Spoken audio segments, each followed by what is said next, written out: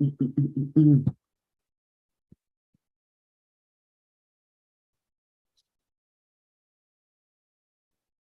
see we live.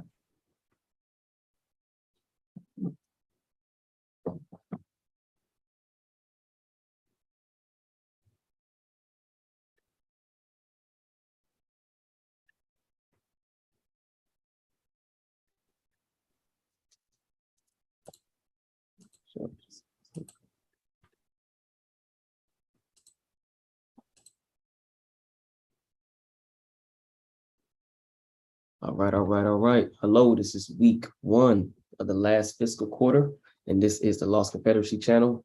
Today you'll have Chief Alligator, as well as myself, Chief Biko, and as always, we focus more so on that first letter in the acronym APOW, which is American. Again, we're going to continue to beat the drum in regards to our military occupation. So again, as always, we're going to start off with this video, just reiterating, hey, this system is infiltrated. It's not even infiltrated, it's just the system is working as it should be. And it's just highlighting what we've already known and already been explaining to you all. So without further ado, go ahead and start playing this video again. And hopefully it'll finally, ring off some alarm bells for you.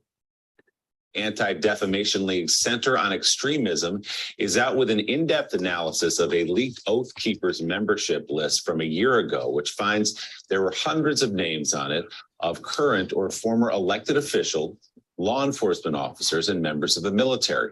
The Oath Keepers are a far-right militia group, multiple members of which stormed the United States Capitol during the insurrection and that attack on January 6th. For more on this new report, CEO and National Director of the Anti-Defamation League, Jonathan Greenblatt, joins us now.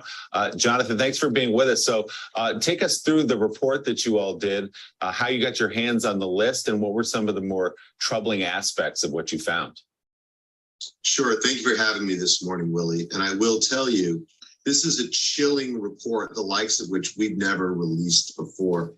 Last September, ADL analysts were able to get our hands on a data leak of the Oath Keepers membership rolls. There were 38,000 names that were essentially pulled from their records and put out in the open. Our analysts pulled down the information before the Oath Keepers could pull it back. We used open source techniques, including public records, social media, and other methods to review every single name that we found. And I must say, we thought the Oath Keepers were a threat when they rampaged through the Capitol on January the 6th, but we had no idea just how deep the threat truly is. We found hundreds of active law enforcement members who are part of the Oath Keepers, 10 chiefs of police, 11 sheriffs, dozens and dozens of active members of the U.S. military, some 80 individuals who were running for public office, almost 24 of whom made it through the primaries and will be up this fall. And look, you might not know all of these names. Many people might know Arizona State Senator Wendy Rogers, who still, months after the terror attack at the Capitol, proudly proclaimed that she was an Oath Keeper and supported the group. But I'm talking about a county commissioner in Nevada, a town justice in New York, a firearms instructor in Pittsburgh, a pastor in North Carolina, and it goes on and on and on. These are individuals with access and influence. These are individuals with resources and training. And these are individuals who have shown us they are willing to commit acts of sedition and violence against the U.S. government.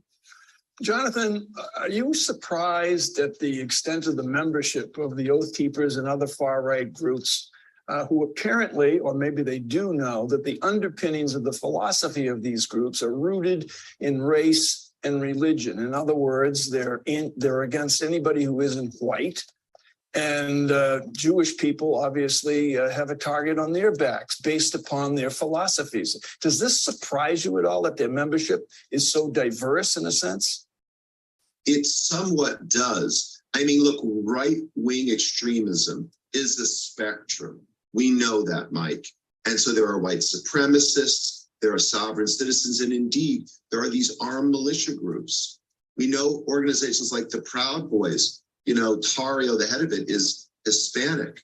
And indeed, there is some diversity among the Oath Keepers. But I think what's more frightening is the fact that they, for a long time, have prioritized recruiting active and retired law enforcement and military. We thought, Mike, they weren't being successful. We were wrong. We have a problem with an enemy inside our own ranks who has committed, as the Oath Keepers do, to uphold a higher oath, not to have fidelity to our commander-in-chief or necessarily to the jurisdictions where they work, but to their notion of the Constitution and a holy obligation that, again, puts minorities, puts Democrats, and puts ordinary citizens in their crosshairs. CEO of the Anti-Defamation League, Jonathan Greenblatt, thank you very much for coming on this morning. All right. So again, just another example of what we've been highlighting, our military occupation on our land. And again, it's at each level, the local level, whether it be your police officers, even down to your preachers and pastors, all the way up to your judges, and even politicians. So again, why do we continue to put our faith, our energy into the system, instead of one, removing ourselves from the system, and two, creating our own system? So that's a question you have to ask yourself as the viewer. And if you whatever answer you come up with, that's your answer. But as a group, if you want change, that's how it's going to have to come. With that being said, we're going to highlight one of our American inventors. So Chief Alligator, I'll let you go ahead and share your screen and drop the inventor for this week. Let's see.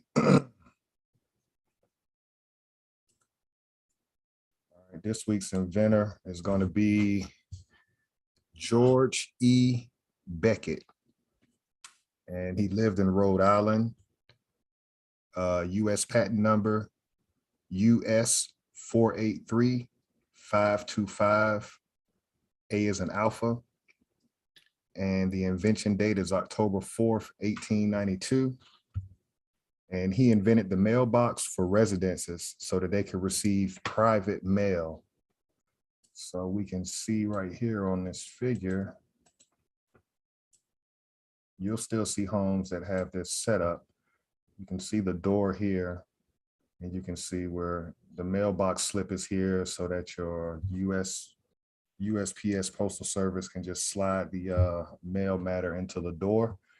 So an American invented that. Now, we have two inventors that invented letterboxes. So we've done one previously, and his name is Philip Downing. However, Philip Downing they didn't create the same thing. So I'm just going to show real quick what Philip Downing created, so the viewer can understand that we'll never do the same American inventor. So when you see letterbox, one American invented the private mailbox or letterbox, and then Philip Downing actually invented the public mailbox, which is this one. So I just wanted to make that distinction between the two inventors of the letterbox. Philip Downing created this one, and today's inventor is George E. Beckett. He invented the one for your private residence. And we do not own and control these two industries, and we do not receive a percentage of income, nor do the families receive a percentage of income for this invention that they gave to the world. And that is today's American inventor.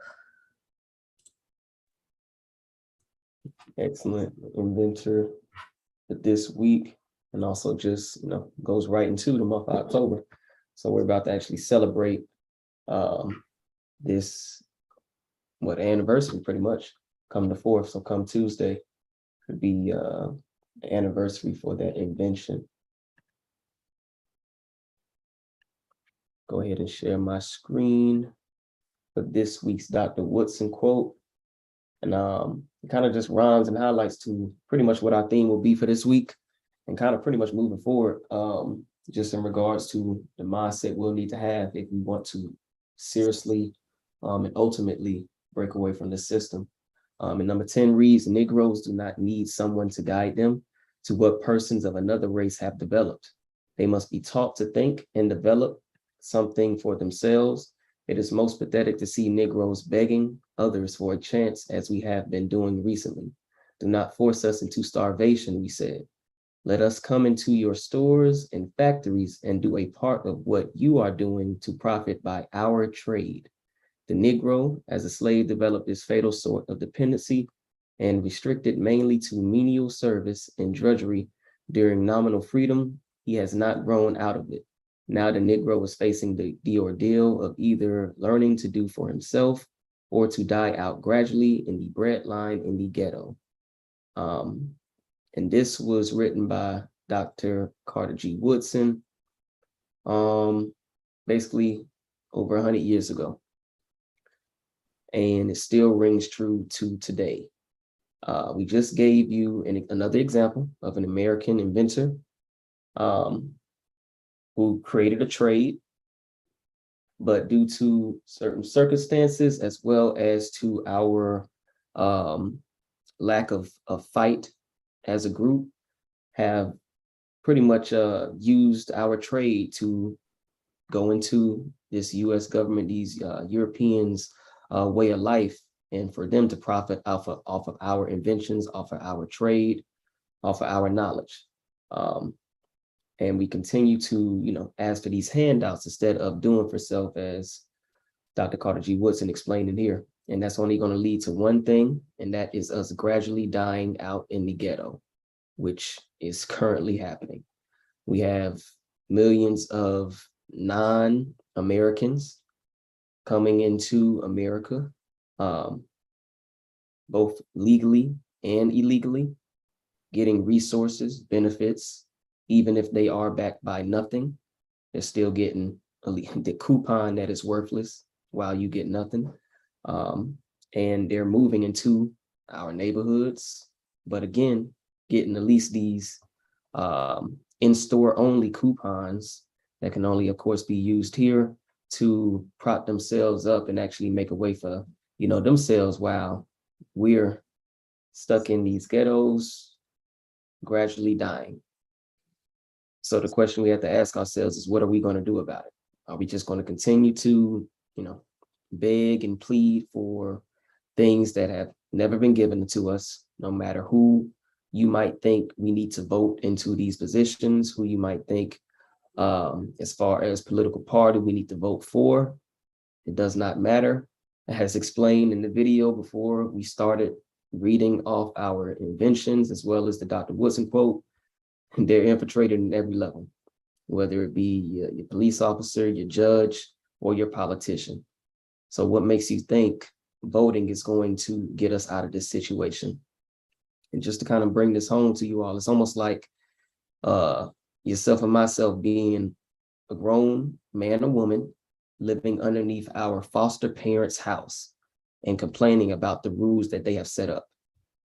You're a grown person, but you don't want to move out of that home and set up your own rules, but you'll rather complain to your foster parent about the rules that they have set for you, but you're not willing to move out and set up your own rules and establish your own thing.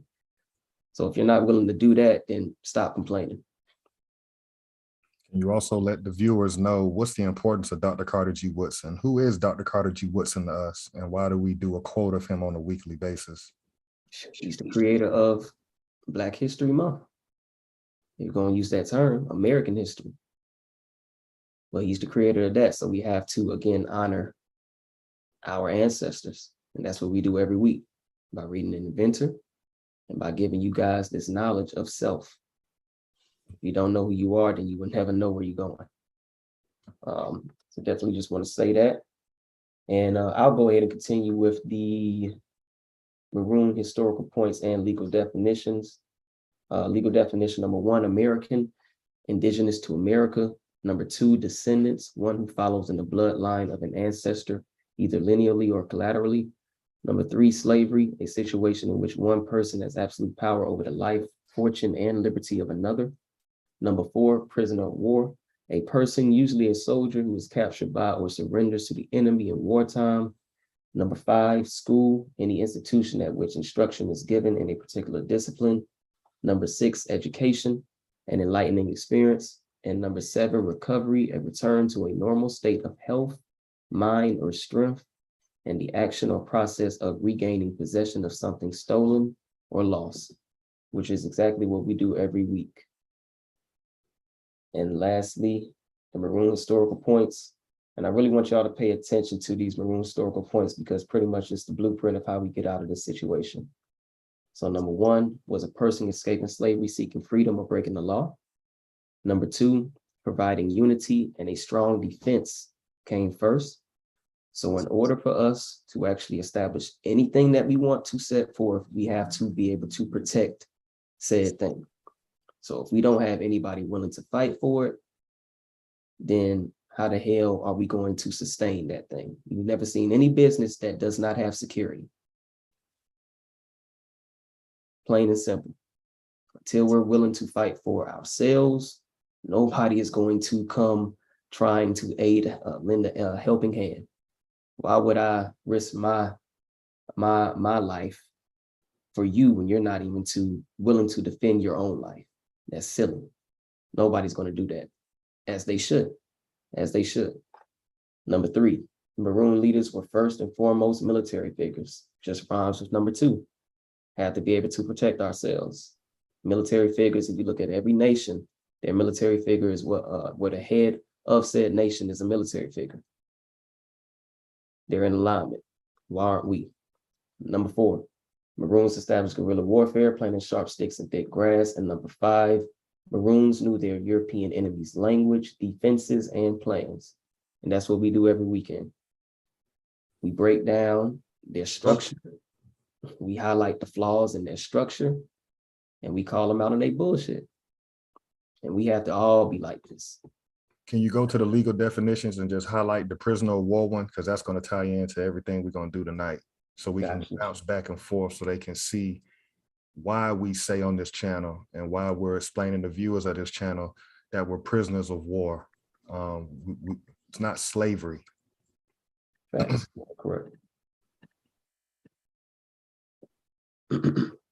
So again, let's go ahead and read off this definition. A person, usually a soldier, who is captured by or surrenders to the enemy in wartime.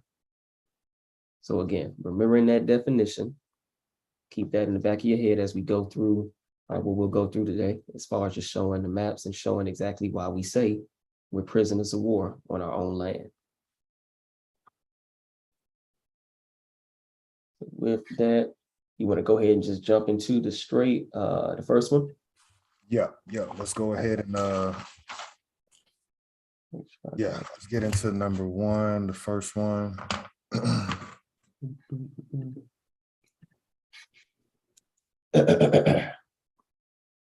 All right, so the first map we're going to show here, map of Indian tribes of North America, about 1600 AD along the Atlantic, and about 1800 AD westwardly. So let's scroll down here and let me know if I need to make it clearer or anything like that. Yeah, click on it so it'll get rid of all the. Let me see here. Oh, okay. All right. Yep. All right. Can we go to the table on every map? Not the table, the key first on every map, so the viewer can understand what we're looking at. Trying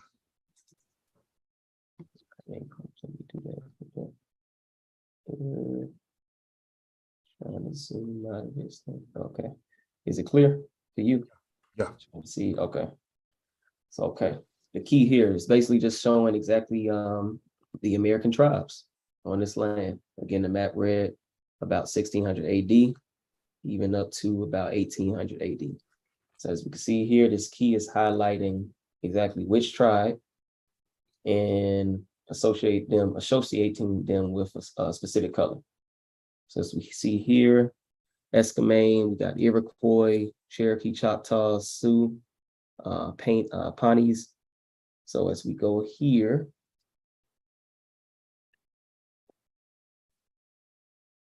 we're able to see exactly which nations, or which tribes rather, were in each respective area. So here you got the Choctaws as well as the Chickasaws. And it's definitely even highlighting why they had it treated together during 1866, even though we know that was invalid. We got the Muskogees, or the Creeks, Seminoles as well, Cherokee above them, the Catawbas. Try to zoom in here. Up north here is where you will find Iroquois, Ottawas, and of course, a lot more different various tribes. But again, what we're painting here, people, is that these were our territories. So we're just, thinking back on last week, if these so-called chiefs of these respective tribes that they've taken, as you can see, pretty much all of the names in this southeastern area of North America, if they're saying if their constitution is saying that they started, pretty much after 1830, then they aren't truly the Americans. Because this map alone is saying that this is 1600 all the way up to about 1800. So it predates whatever their constitution is saying. And you can clearly see that they're all east of the Mississippi. All of these nations that were in that 1866 Indian Treaty hearing.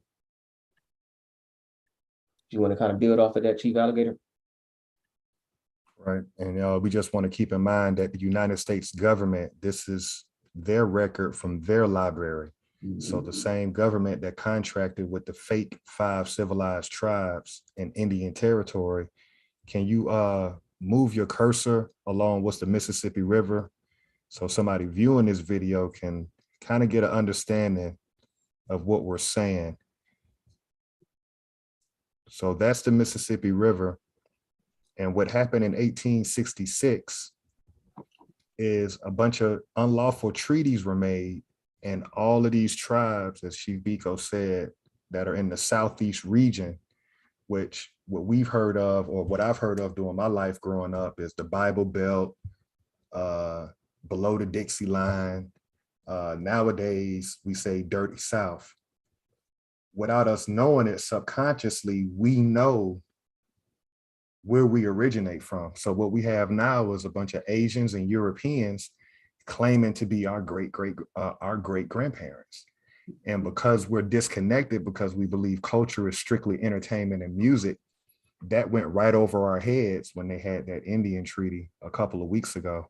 So we're just showing proof of claim from the Library of Congress, going through this United States government's own records. And that's been the most constructive way, I believe, in order to challenge this system, is to reverse engineer it. But that means you got to take the time and you got to actually go through it and look at the timeline. And there's a lot of loopholes and flaws. And that's the purpose of this channel, is to just expose it.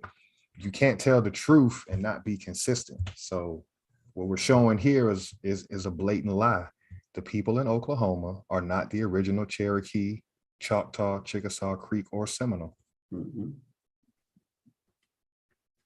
That's it on that one. That's all I got on that one. Absolutely. We'll go ahead and exit out of this one.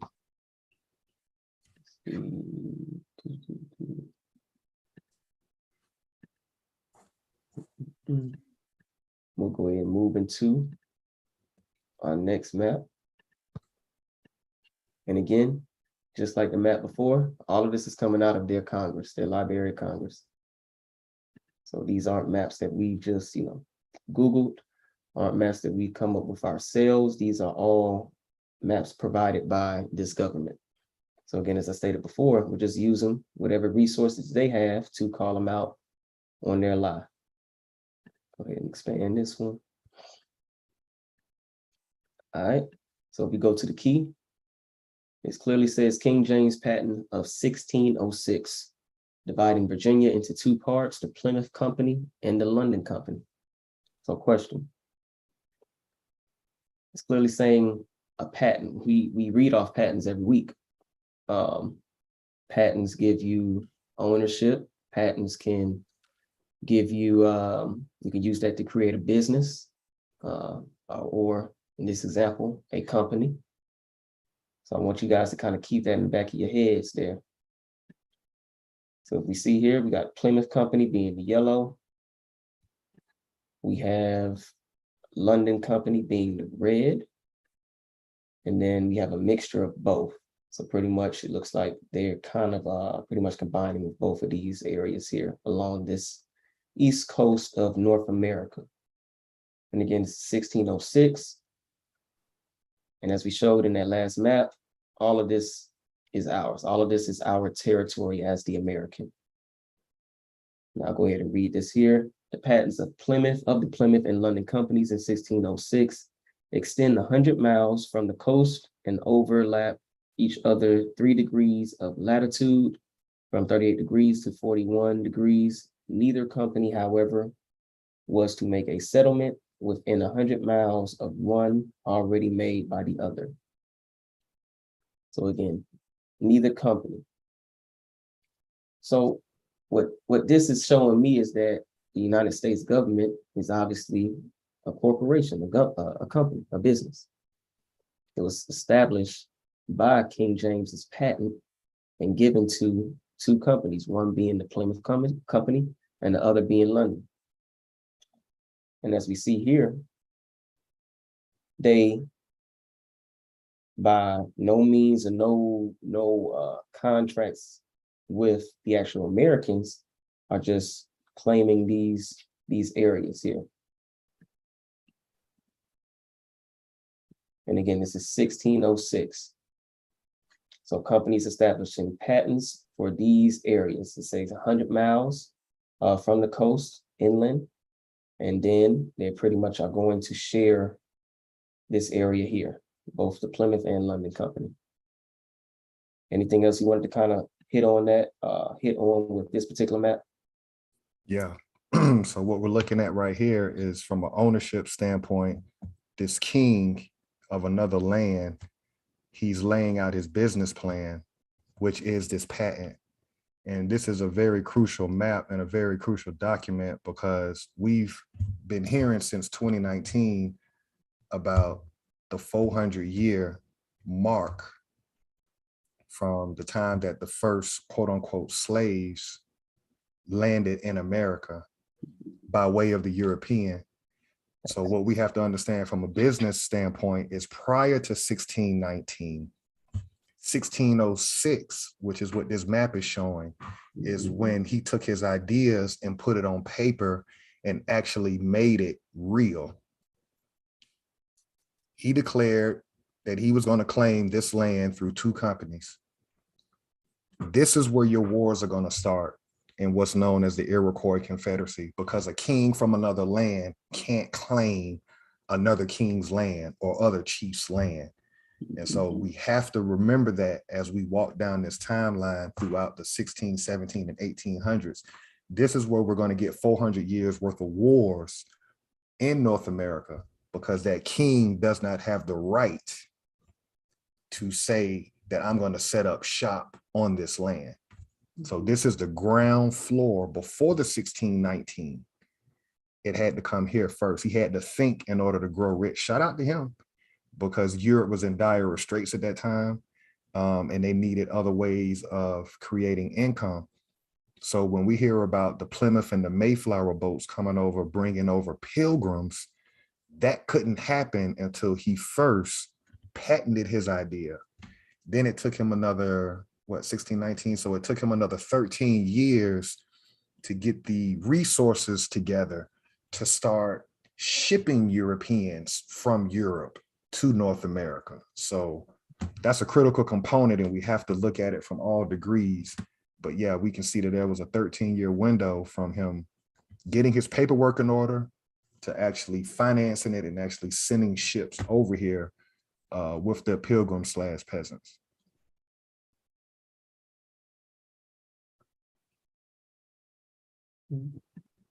That will lead us into our third map. Again, all within order. So this one here is 1609. 1609, the reorganization of the Plymouth Company in 1620 as the Council of Plymouth for New England. And I'll go ahead and read this off. Back out. The Virginia Charter of 1609 bounded the London Company to the land between points 200 miles north and 200 miles south of Point Comfort throughout from sea to sea, west and northwest. The Plymouth Charter of 1620 fixed the limits of the Plymouth Company between 40 degrees and 48 degrees. Virginia's claim of a west and northwest time. This is the time. I believe it says time there. But again, just comparison between the two maps. So the first map that we just saw, Chief Alligator, that was 1606, right? Correct. Okay. And this is showing 1609 to 1620. So as Chief Alligator was stating, he was putting his ideas on paper. And as you see here, he's already thinking of growth within our land. Not only just on that East Coast portion, pretty much from Virginia up to, I believe this would probably be Delaware, New Jersey area, New York. But now he's expanding into present day Canada, as well as east or west into North America. Now let's add one thing in. How is he generating revenue? Just looking at this map from a king standpoint, he's got two separate entities. So what's coming out of that yellow area? You see what I'm saying? What kind of finance is being, because every time he sends colonists over here, they have to pay that tax back to him. Right? So if you want to get even smaller in the details, you can actually drill down and find out what type of income resource was he getting from the yellow area? What type of income resource was he getting from the red area? Because it's two separate companies, I'm willing to bet he's got separate industries and separate operations going on. Yep. Correct. Great point. Great point. And I like the way you posed it too on that, because it is a business plan that he's setting forth. I'm going to have, I believe the yellow was the London Company, I believe. And then the Plymouth Company, we're going to have you guys do two separate things. So whatever your duties are or what I've hired you for to bring back is strictly for yours. So pretty much setting up a monopoly as well for these two companies in regards to any type of resources that they're finding to bring back to that king. Right. And we have to keep in mind there's wars going on, but we're just looking at one side of the coin, which is the European side right now. This has nothing to do with us. Correct. Even though today we're speaking English, which speaks of the dominance that they were able to do to this landmass. We have to remember the king from another landmass is starting to impose his will in the 1600s. And as we do this video, we're going to be showing you how religion comes with this. And this is a very touchy subject for the prisoner of war on this land, but we're just gonna show you the proof of claim. Christianity, Catholicism, that was not here until 1606, once this man took this idea and made it real. But we'll get into it. And just to kind of piggyback off of that, because it's going to pretty much show itself as we continue to go through these maps. The 3 M's pretty much is what he's referring to. So you got your military, your merchant, as well as your missionaries. So right now, and kind of going back to what you were stating, if they're able to collect these resources or try to even, expand to these areas, it has to be some type of trade that may be even, being done with the Americans. Definitely warn, but also, okay, let's see what we can kind of do without picking up the gun in this case, even though we'll eventually get to that anyway. But let's see what they have. Let's try to, befriend them, see what resources they have, bring back. Okay, they showing us where they're getting these. Now we can take them out, type of thing. So the 3 M's definitely military, merchants, as well as missionaries.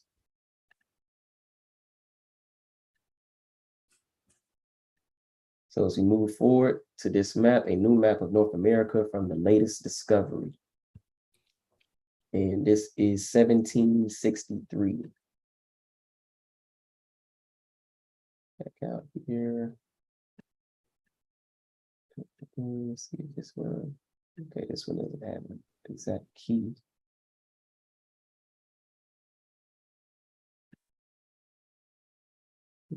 Right, and then the importance of this map, if you can kind of zoom in around the purple area on that East Coast area and slide your cursor up around where Pennsylvania would be. You see Maryland, Pennsylvania. Mm-hmm. Now, right to the left of that, you see it says Confederate Indians. Mm-hmm. Now, what's the date on this map again? 1763. 1763. Correct. The people who are watching this video, keep your mind in alignment. These people initially come from English kings. The people who revolted against the English kings became the United States government. The United States government was not founded until July 4th, 1776. This map predates the United States government, and so it also shows who the Confederates really were. The Confederates are the Americans. This is before their Constitution. This is before their fake Civil War. That's the importance of this map right here. And we have to kind of, we're showing, it's going to be hard if you're watching this and this is your first time being introduced to this information, but that's why we provide proof of claim, because it's a recovering of the mind. A Negro is somebody who doesn't know who he is. And so the purpose of this channel is you can't do politics or business until you first know who the fuck you are. And as a group of people, we're doing the work. We're trying to figure out who we are, but we're not willing to take the time and be patient enough to really walk through this thing. So we are the Confederates. Chief Biko, you can go ahead and shoot your jump shot from there. No, definitely. And as you highlight, just again, we are the Confederates. And whenever you have some time, we'll definitely go ahead and link all of these maps. Go ahead and just, scan wherever your family originates from, because more than likely it's going to be one of these tribes you can really trace it back to. So as you see here, Northern Iroquois, right above where it says Confederate Indians. Let's see here. Miami's, Illinois. Let's see, the Ottawas. And then again, down here, you'll see exactly pretty much what we was highlighting before. So we got Creek, Muskogee, Chickasaws, Choctaws, Cherokee, so et cetera and et cetera. But again, just highlighting exactly who we were, which is the Confederacy. And again, this predates their Articles of Confederation, which they got from us, in particular the Iroquois Confederacy. This predates their Constitution. So this predates all of these, documents that this government stands on. But again, it just highlights who actually showed them how to even do this, which would be the American. One correction. It doesn't predate their Articles of Confederation, but it does predate their Constitution. The Articles, okay. Yeah, the Articles, that's the first thing they set up when they broke away from their king. Okay. And so that's where we get mixed up in school. We think we were a part of that. Mm-hmm. We're clearing up is that shit had nothing to do with us. That American Revolution, them fighting their king, saying no taxation without representation, that shit had nothing to do with us. That was infighting amongst Europeans and melanated Europeans. Facts. Great point. So that moves us to the fifth map here. So 1763, an accurate map of North America describing and distinguishing the British and French dominions of this great continent, according to the definitive treaty concluding at Paris, the 10th of February, 1763.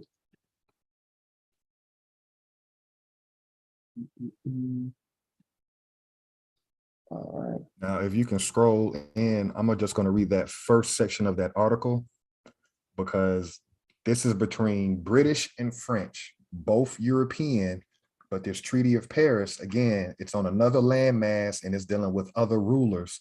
We had our own rulers over here, but they're negotiating land and resources on our land, and there's one flaw in their document. We're not a part of it. So they're doing deals without having the American leaders at the table. That's why they've been able to wage unlawful war on us without us realizing it, because even though they have their differences as Europeans, they still are on the same team. Because all of them were broke and destitute, and they were all looking for new resources in order to keep their people afloat, keep their governments afloat. So I'm gonna just read that one article to the left. Well, I'll read that key area you just had it over first, just so the viewer can understand. Yep. An accurate map of North America describing and distinguishing the British and French dominions on this great continent, according to the definitive treaty concluded at Paris, 10th February 1763. That word dominion, you've heard that in Genesis and in their religious books. Remember, King James paid X amount of people to write up that book. So you understand that this is a spiritual thing for the European. They're coming to a new land and they're claiming dominion over it, and they're doing it through this Treaty of Paris. So I'll just read this one article, because this one is all right. So we're doing Article 6. Let's back out just a little. Okay. Article of the definitive treaty. His most Christian Majesty renounces, right there, most Christian Majesty renounces all pretensions which has heretofore formed or might form to Nova Scotia or Acadia in all its parts, and guarantees the whole of it and with all its dependencies to the King of Great Britain. So we got a Christian Majesty giving over what he's saying is his, that's really not, to the King of Great Britain. Moreover, his most Christian Majesty cedes and guarantees to his said Britannic Majesty in full right Canada with all its dependencies, as well as the island of Cape Breton and all the other islands and coast in the Gulf and river of St. Lawrence, and in general, everything that depends on the said country's lands, islands, and coasts, with the sovereignty, property, profession, and all rights acquired by treaty or otherwise, the most Christian king and the crown of France have had till now over the said country's islands, places, coasts, and their inhabitants. They're playing God. They are playing God right now, and shout out to them. Their belief system, they have every right to believe in what they want to believe in, but you can see he's claiming from Canada all the way to the Gulf, and he's now giving it to the King of Great Britain. From a religious standpoint, where we at? Most Christian here. The most Christian king cedes and makes over the whole to the said king and to the crown of Great Britain, and that in the most ample manner and form, without restriction and without any liberty to depart from the said cession and guarantee under any pretense, or to disturb Great Britain in the professions above mentioned. His Britannic Majesty on his side agrees to grant the liberty of the Catholic religion to the inhabitants. So we got this Christian king giving everything to the Great Britain king. Now we're going to hear the terms that the Great Britain king has to adhere to for getting all this land from Canada to the Gulf.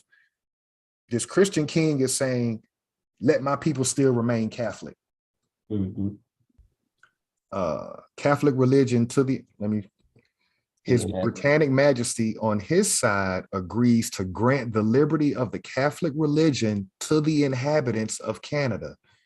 He will consequently give the most effectual orders that his new Roman Catholic subjects may prefer the worship of their religion according to the rites of the Roman Church, as far as the laws of Great Britain permit.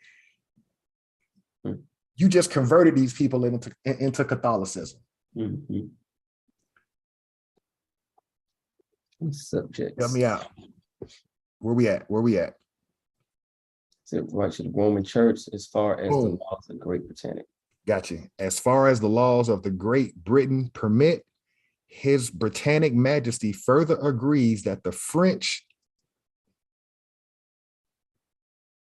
Inherents. I can't. infiltrates or others who had been subjects of the most Christian king in Canada may retire with all safety and freedom wherever they shall think proper, and may sell their estates, provided it to be subjects of his Britannic Majesty. So he's going to allow them to be able to sell property that's not theirs, because remember, there's Americans with tribes and confederacies in that land. This is where our wars are coming in. So we got a religious group of people coming to us. We got two different belief systems going on. That's about to clash. And bring away their effects as well as their persons without being restrained in their immigration under any pretense whatsoever, except that of debts or of criminal prosecution. So they're saying you can move wherever you want to move. You can sell your estate if you want to, but you're going to pay what you owe. And if you got a crime that you committed, I got to have that ass. The term limited for this immigration shall be fixed to the space of 18 months, to be computed from the day of the exchange of the ratifications of the present treaty. And we'll go to the top real quick to finish it off.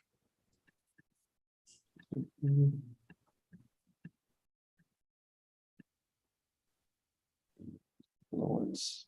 Let me move these windows so I can see it. Okay. And His Britannic Majesty consented to leave the subjects of the most Christian king the liberty of fighting in the Gulf of St. Lawrence on condition that the subjects of France do not exercise the said fishery. So you can still fight in that area, but you can't catch and sail anything no more. Oh no, you can still fish. It look like fishing in the Gulf. You sure? Okay. Yeah, it's still allowing them to fish on that condition. But do not exercise. Okay, that's a crazy looking S. Okay. Yeah. I don't know what they penmanship was doing on certain letters. It looked like fishing. Okay. St. Lawrence. Okay. All right, so let me read it again then. And His Britannic Majesty consented to leave the subjects of the most Christian king the liberty of fishing in the Gulf of St. Lawrence on condition that the subjects of France do not exercise the said fishery. So you can fish, but you can't sell it. But at the distance of 3 leagues from all the coasts belonging to Great Britain, as well those of the continent as those of the islands situated in the said Gulf of St. Lawrence, and as to what relates to the fishery on the coast of the island of Cape Breton, out of the said Gulf, the subjects of the most Christian king shall not be permitted to exercise the said fishery. So they roping them off. They roping them off. But at the distance of 15 leagues from the coast of the island of Cape Breton, and the fishery on the coast of Nova Scotia or Acadia, and everywhere else out of the said Gulf, shall remain on the foot of former treaties. So the issue with this treaty is this is amongst Europeans, and the American leaders were not aware of what these people got going on across the Atlantic Ocean. Correct. All they know is they're going to see boats of different groups of people coming onto their land, operating in commerce and moving accordingly. And that's Pulling what out paper. And just that's when you see when they come up on the land and they read off scrolls, they like, I really don't give a fuck what you're reading, because you Right. never read this. These were never our terms. So when you see those cartoons and or what's it, Pocahontas come on and they're reading these scrolls, this is what they're reading. But again, they never made these deals with the actual Americans. And that's a great point. But it also ties in that they have something they're willing to die for, because their king is sending them out on edicts. Yeah. And so they're moving in an accordance that is do or die. Yeah. Now, our ancestors was watching them, because we've read the treaties. There's been war ever since these people came here. We've just forgotten what our ancestors were doing since these people came over here with their religion. What do you want to call it? It's almost like what the Vietnamese and the Afghanistan people do, or any group of people do, that when foreigners attack their land, like the suicide bombers, how they'll kill themselves in the name of facts. That's what they're doing when they came to Yeah. America. Facts. And it's crazy you said that, because they try to make one look worse than the other, but that's exactly what they were doing when fighting us and trying to conquer this land. Even highlights back to the manifest destiny, which will come much later, but still that belief of, we have not only our king's backing, but our God's backing. I'm finna say something to you. We're doing this for that. Go ahead. We can never get the power from the Bible that the European gets from it, because your leaders did not write that book. King James of Europe ordered scribes to write that book. Right. So the European gets empowered by it historically from a different standpoint, because they can trace from a lineage standpoint that that's their book.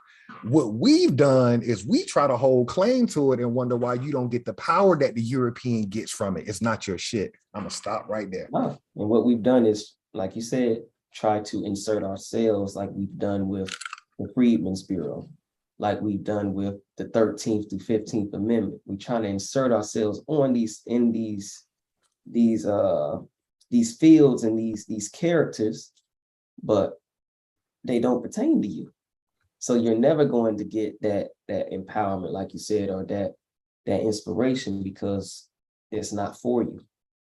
And for some reason, we continue to try to grab at certain things when it's like, okay, remove everything from here. Who were the original people on here? And that's what you need to go and grab onto.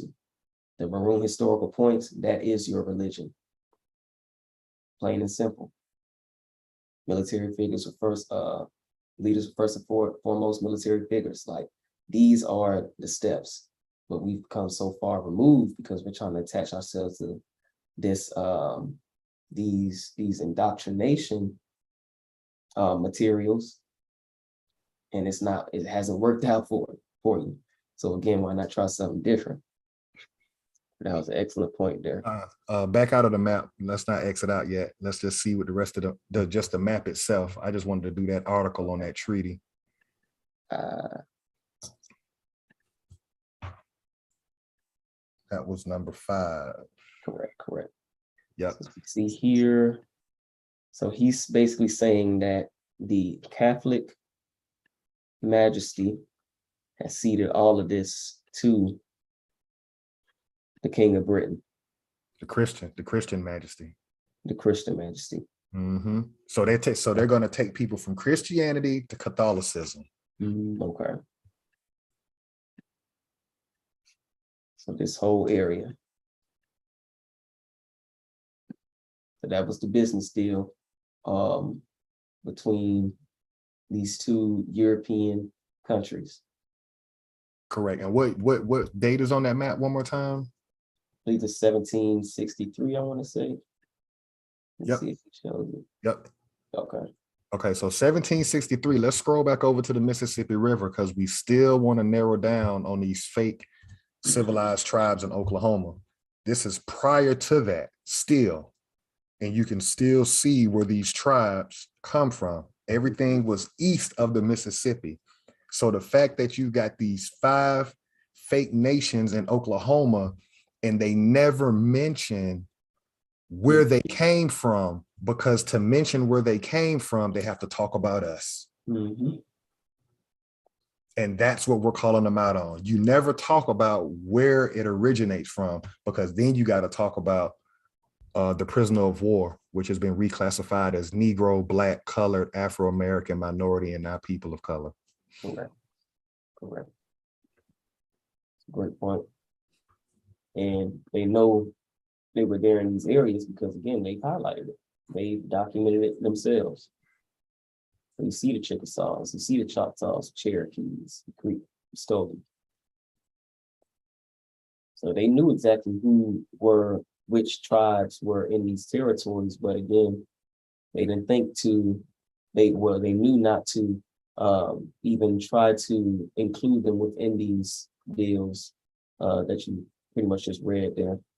And one last point, 1763, the last colony, which is Georgia, was established in 1773, so 10 years later. But you can already see that King James from England already had in his mind what Georgia was going to be. Look what Georgia was in 1770 and 1763. It was established in 1773 by James Oglethorpe. But notice this is before Alabama, before Mississippi. Georgia went from Savannah all the way to the Mississippi River, and it was a military buffer state.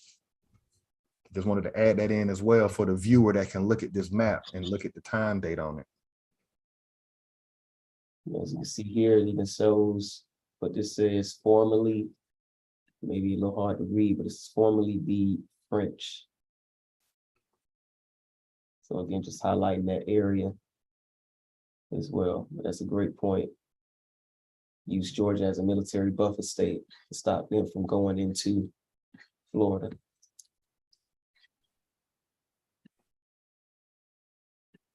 And that was 5, yeah. Number 6, a new and accurate map of the British dominions in America according to the Treaty of 1763, divided into several provinces and jurisdictions, projected upon the best authorities and astronomical observations. So we're just going to give an illustration of that one article that I read out, that Treaty of Paris, so they can see.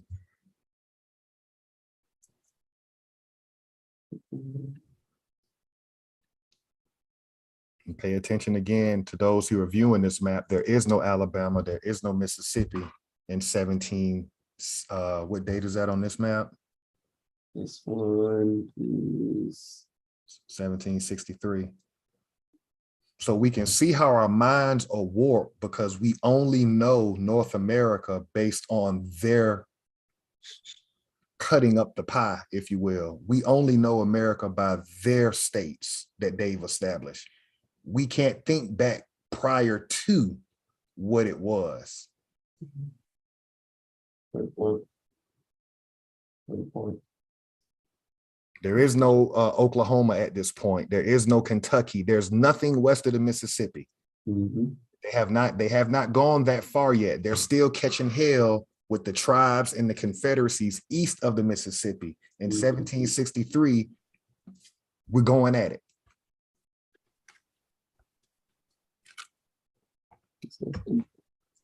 East Florida.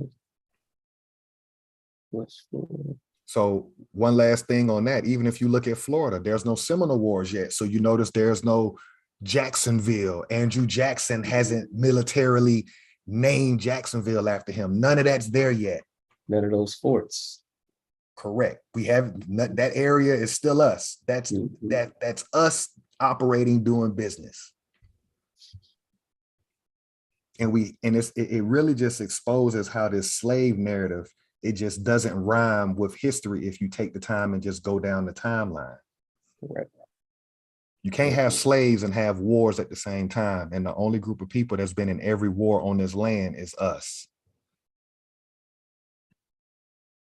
Excellent point. Excellent point. Yeah, she's just highlighting it. Again, it's 1763. Still running shit. Still running shit. Like you stated, Georgia, what, 1773? So 10 years later. So he's just mapping out what he would like Georgia to be, a separation between Carolina and Florida. And that's exactly what is highlighted here. You can see the perforated lines of where Who was actually there? Not stopping your bill. Who was actually there when he wrote Georgia across? Mm-hmm. Lower Creeks was in that area. Correct. Lower Creeks. Shoot, what was it? The Yamasee. Because that was pretty much one of the reasons why he even wanted to establish Georgia. So he was getting their ass whooped by the Yamasee during the Yamasee Wars. So yeah, Lower Creeks had some Cherokees, Chinookori, all different type of American tribes. Upper Creeks right above in that South Carolina area. You got Upper Creeks. Then you got Lower Cherokee right above the South Carolina word. Right above South Carolina, Lower Creek, Lower Cherokee. Mm-hmm. So this is all our land, even though, but it's like they lay an imaginary map over what's ours, mm-hmm. and then schooled us into their jurisdictions through their school system. Yes, because this is all it is. If we're thinking back, you know, it may be a little predated for some of the viewers, but I'm pretty sure yourself and anybody pretty much over the age of, I say 25 remembers those projectors. Is that projector used to be see-through? You put it on, then you could put something on top of it and mark it. That's all this is. So they just pretty much showing, okay, this is Chickasaw land, this is mid Cherokee, upper Cherokee, you know, upper Creeks, blase, blase. But we're going to transpose our map over this to show what we are trying to establish. Because again, this isn't established yet. This isn't established, so great point. And lastly, we should be able to go ahead and finish off on the 7th map and continue for next week. For this one again, just an accurate map of North America describing and distinguishing the British, Spanish, and French dominions on this great continent, exhibiting the present seat of war and the French encroachments, also all the West India Islands belonging to and possessed by the several European princes and states. And this is a great map to kind of end on because it's just showing how we're pretty much being surrounded by 3 European countries here. Let me see. All right, perfect. So again, the map of North America. So you got British, Spanish, and French claiming dominion on this great continent, exhibiting the present seat of war. So again, war being established by these 3 European nations. But let's see exactly what's going on here. So let me see if they have it color coordinated on the key.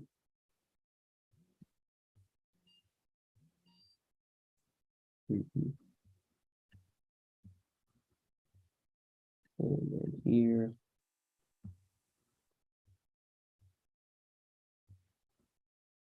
Trying to see if they have it named. But this East Coast looks like it'll be.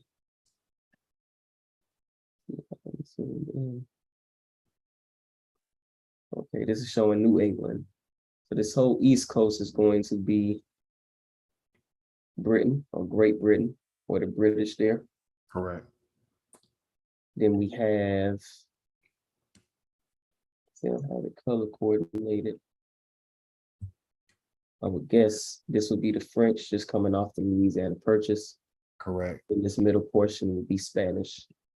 Correct. We're thinking about the previous maps that we've been, looking at, and then transposing this on top of that. We saw exactly where our nation's our tribes were. Still have Lower Creek, Upper Creek, Middle Creek, Upper Creek, so forth, so on. So we're still here, but you can see the occupation, the military war and military occupation that's being had on our people from 3 different European nations.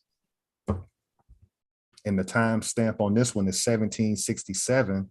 And again, debunking the 1866 Indian Treaty. This is before Indian Territory.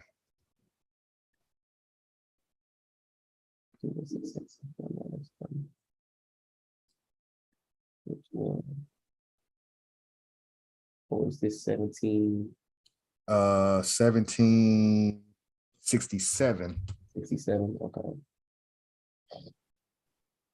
So you can see how we're being surrounded by these different European kingdoms in wartime. We've got the English that we're fighting, we've got Spain that we're fighting, and we've got French that we're fighting. So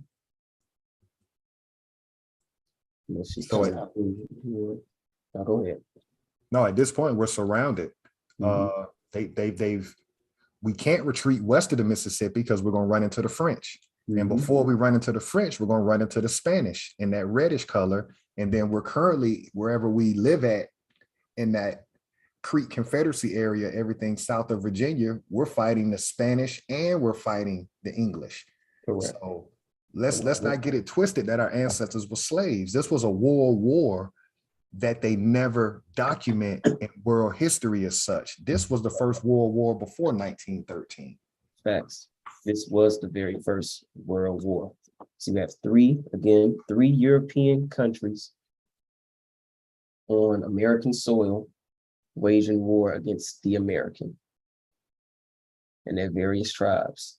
So if the viewer remembers, just taking you back to the 1866 Indian Treaty with the Choctaws and Chickasaws, they mention the Kansas Americans quite a lot. Go up here,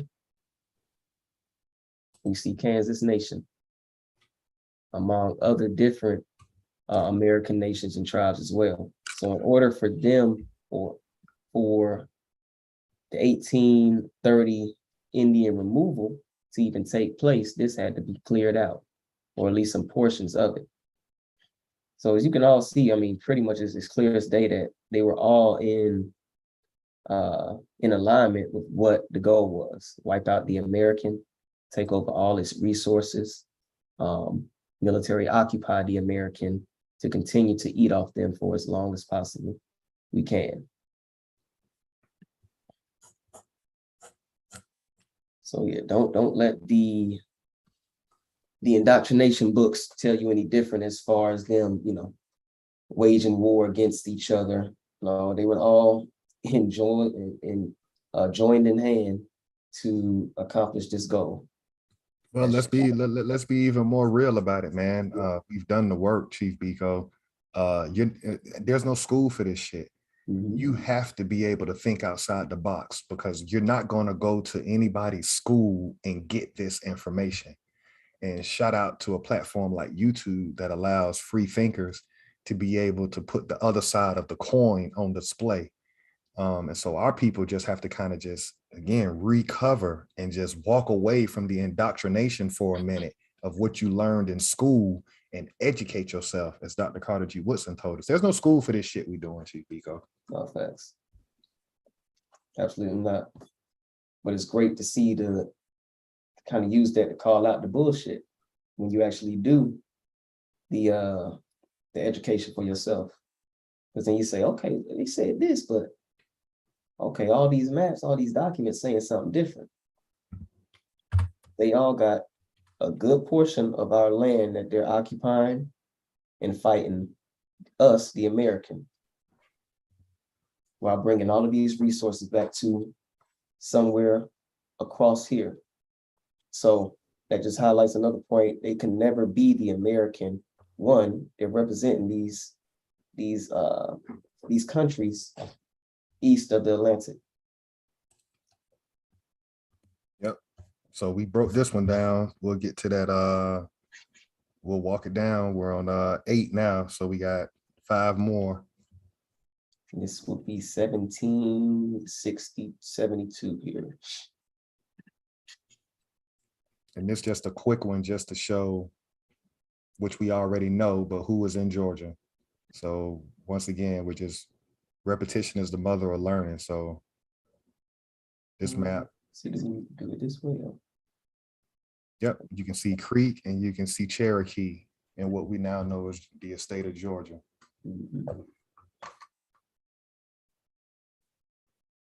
The Indian lands, Georgia. Yeah. Okay. So the Creek chief and the Cherokee chief of the fake tribes in Oklahoma, you're not mentioning where these tribes originate from, because to mention them, you got to talk about us. That's that for that one to speak for itself.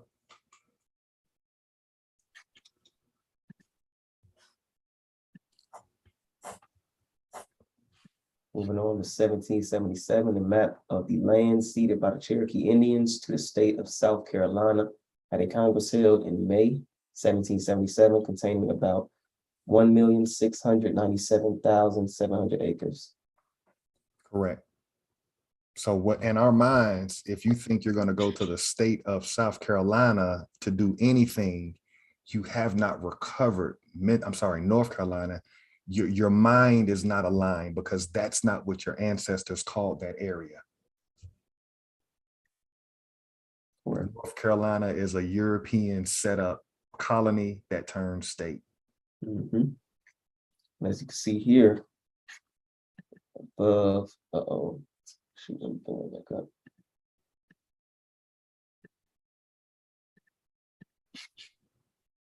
We go here, says Cherokee land. And then right even into Chief Alligator was alluding to what the Europeans called North Carolina. So all of this is just Cherokee land. Correct. And we can see lower towns, and that rhymes with all the towns that were burned of ours in the late 1800s going into the early 1900s with the undeclared Seminole War. It all rhymes when you say, oh, we had Rosewood, we had Wall Street, we had all this shit. All this shit, yeah. Yeah. Let me see this. 976 district.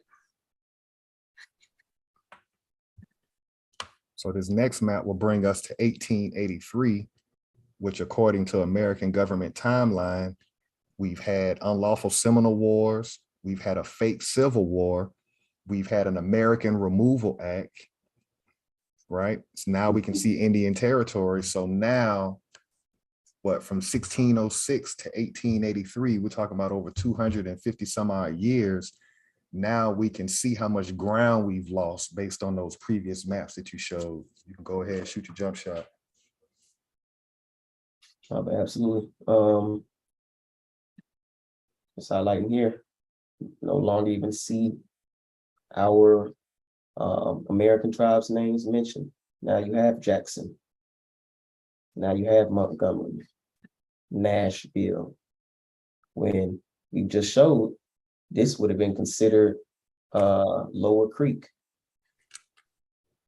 Middle Creek, Upper Creek, Cherokee, our lands. So as you can see, 1883, now this is all occupied by the European, by the US citizen there. And then we have these nations, which we know exactly where they come from. Choctaw, that's here. Choctaw and Chickasaw, Creek, that's all here.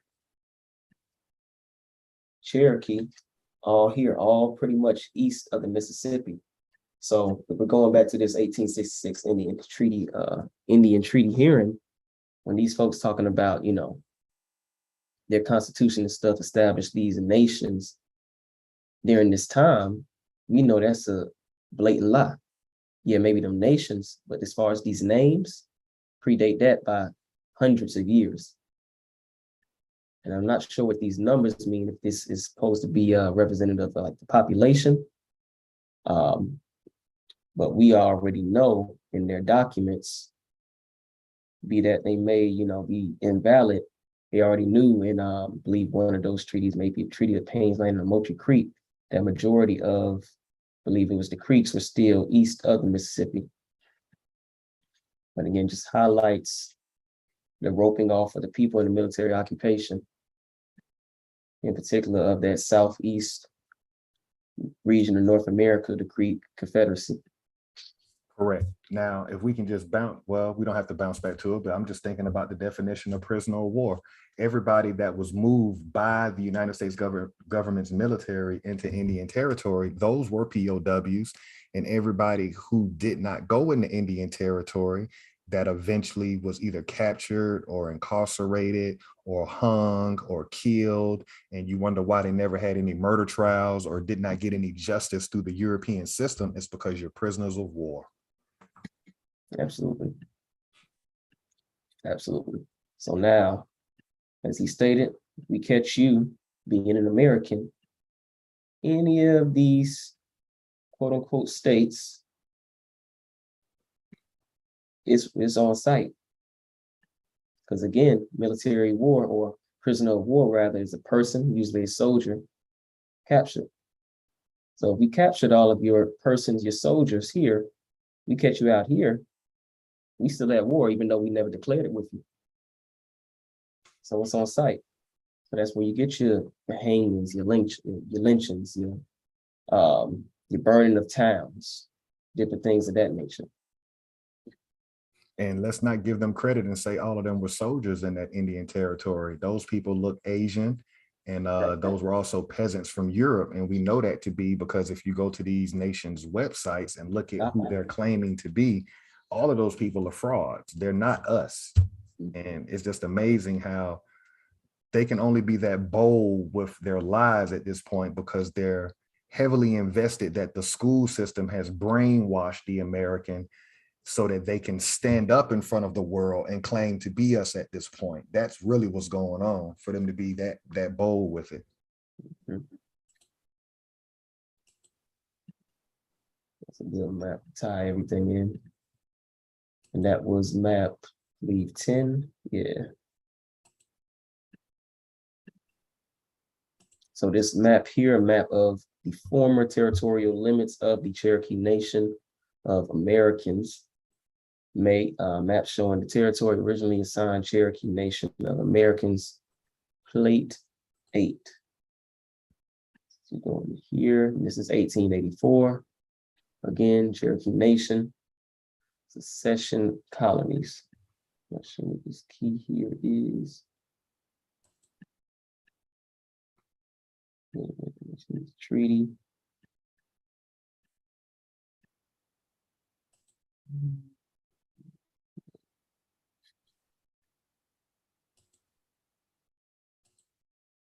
So it just looks like dates of when treaties were signed. But again, as we stated before, Congress has the right to declare war. And if treaties are supposed to end wars, and Congress never declared war, there's no documentation, nothing, then all of those treaties would be invalid. Let's go up to those treaties real quick. That was a good observation. What's it say at the top? An American chronological schedule of Cherokee secessions. Okay, so we see one is with a Governor Glenn of South Carolina. You can't do that. A governor is not a Congress. Governor Nicholas of South Carolina can't do that. British Superintendent of Indian Affairs. Yeah, so none of this. What says Congress on here? You got states ceding land. Correct. Now we say federal period, they're saying United States in 1785. Back in the Western North Carolina.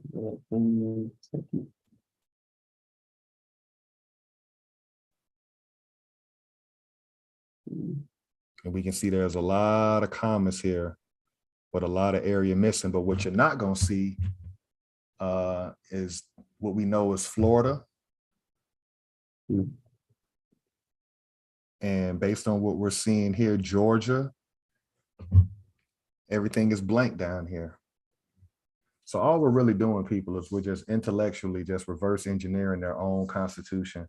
And if they're saying that Congress is the only one that can declare war, and if that's the case, then for every treaty, they have to also provide a document where their Congress declared a war, and they can't do it.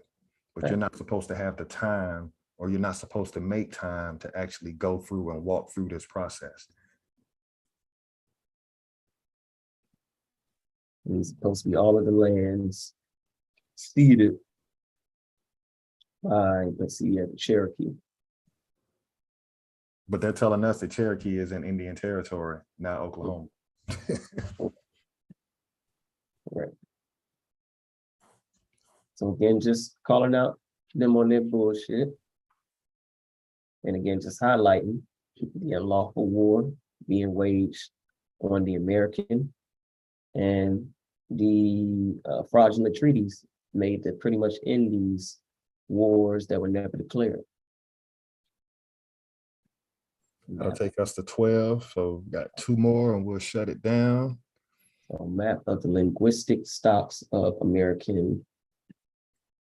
Americans here. And this map is, let me back up.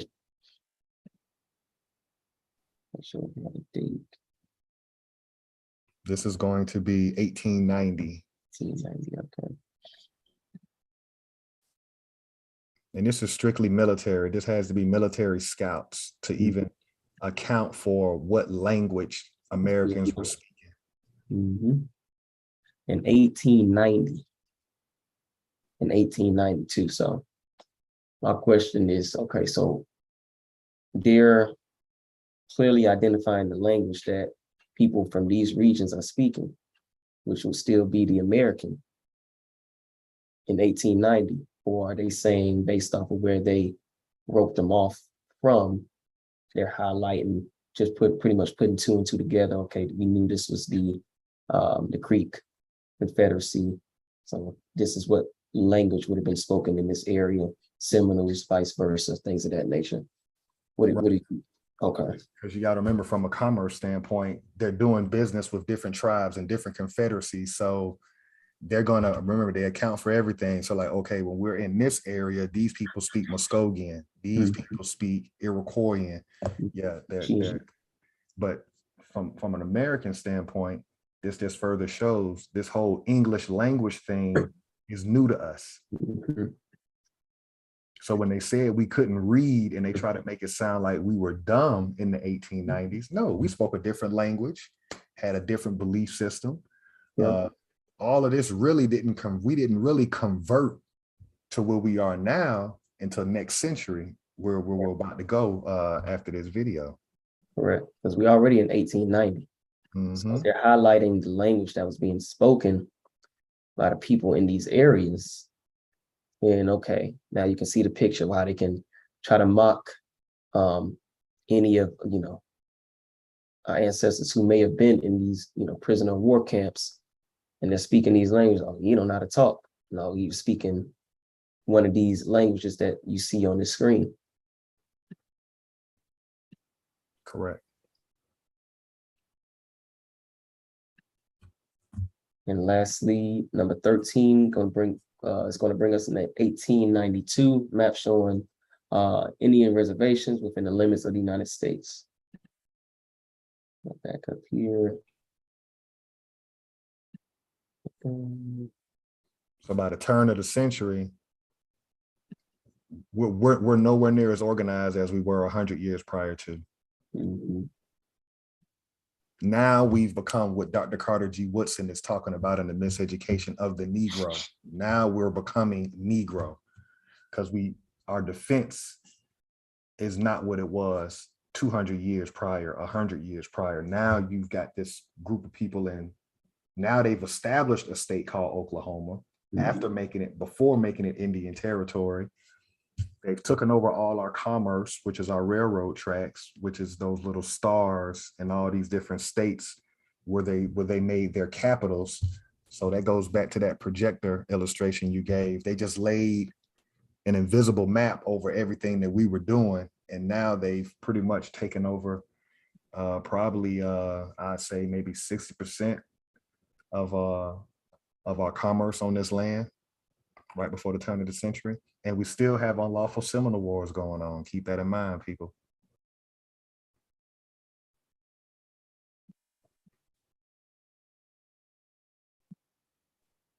So, just a timeline of where we started and where we are at now. Started from 2 patents, or a patent with 2 companies, the London and the Plymouth, 1606, and expanded into this. But it took 3 kingdoms to do it to us. I'm about to say, remember, 3 kingdoms, 3 European nations fighting in unison to make sure this can be established. This company, President of the United States, can be established.